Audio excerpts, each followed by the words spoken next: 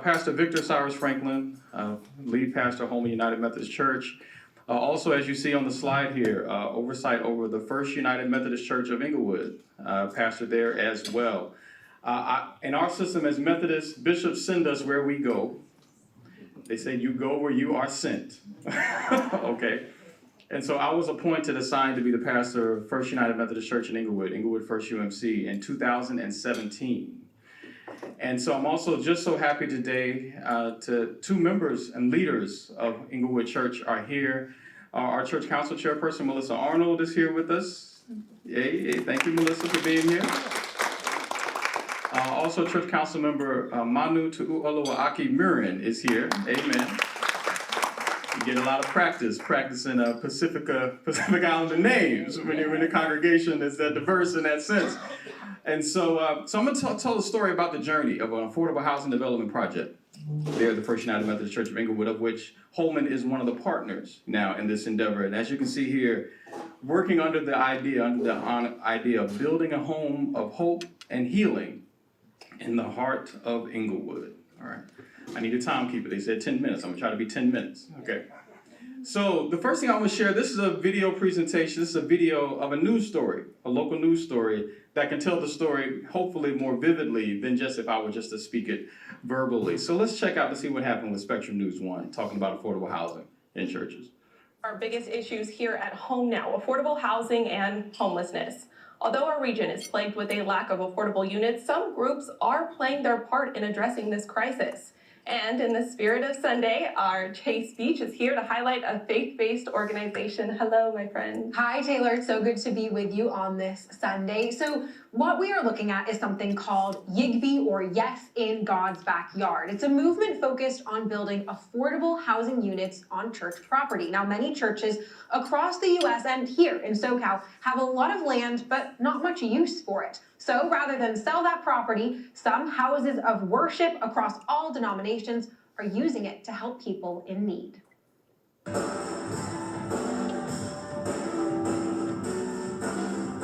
Every Sunday they gather in this house of worship. Pastor Victor Cyrus Franklin leads the Inglewood First United Methodist Church. Mass is always full of music and prayer. But many of the pews remain empty.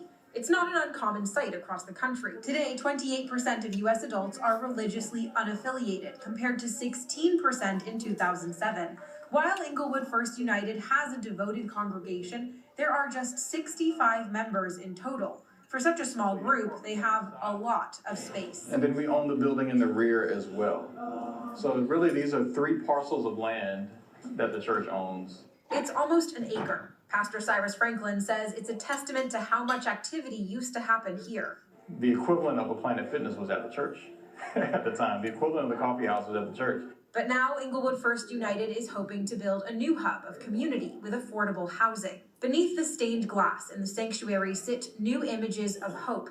These are renderings of what the reimagined church will look like. Jesus teaches us to love our neighbors.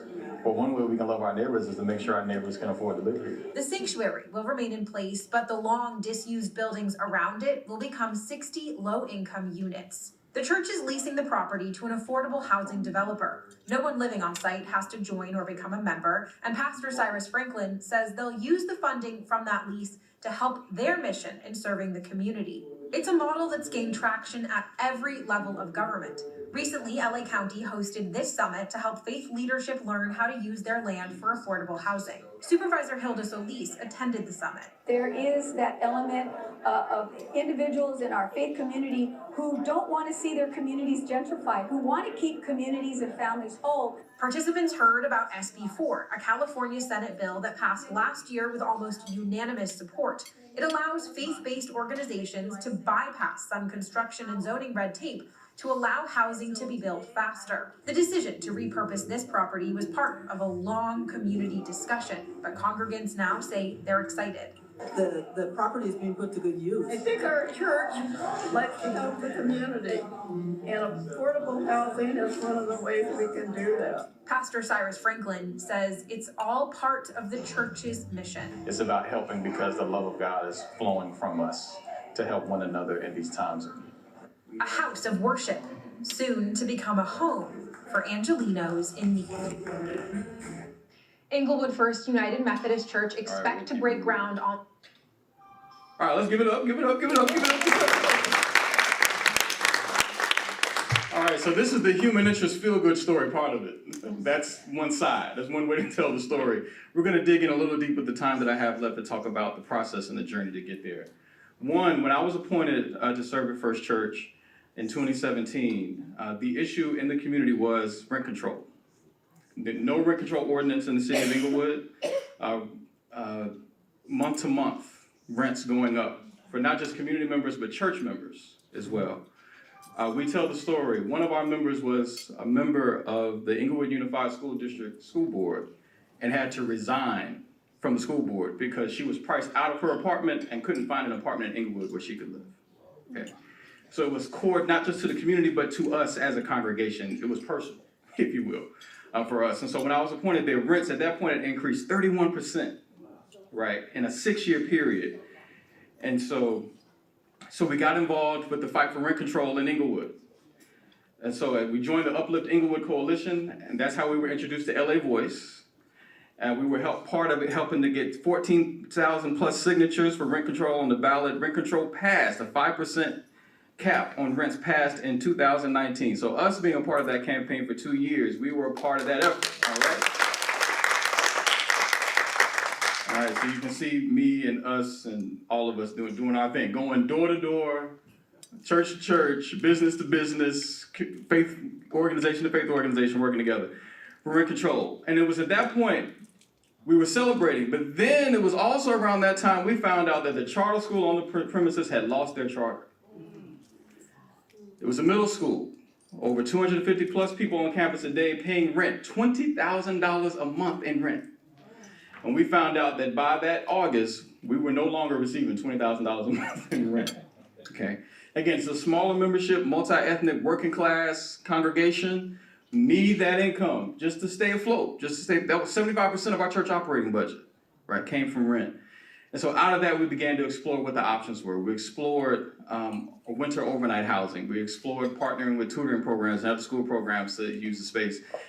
And through the Faith and Housing Office at LA Voice, we learned about affordable housing as a possibility and as an option.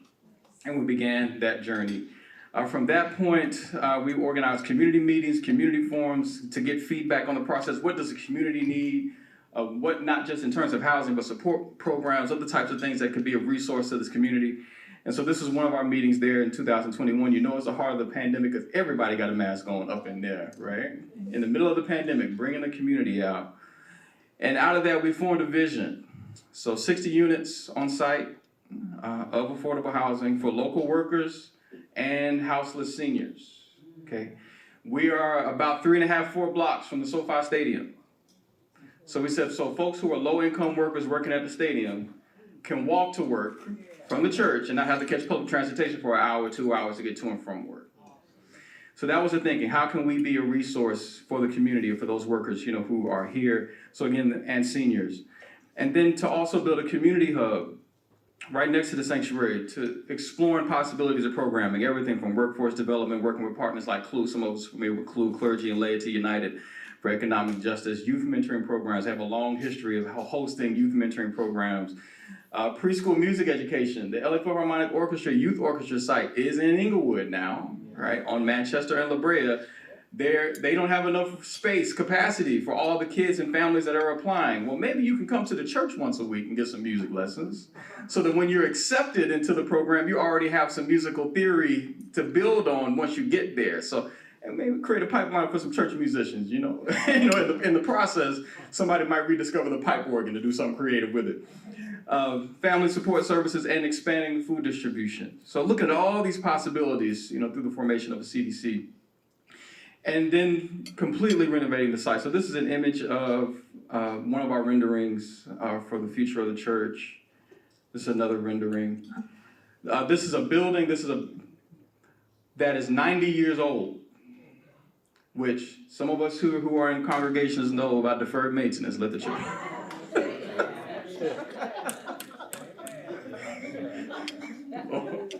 Right? So this is an example of the courtyard area. That's one of the courtyard areas that's on the site of the church. And this is an image of what it will look like moving forward with housing. Okay. This is a rendering of one of the apartments, studio apartments that we're looking at, fully furnished.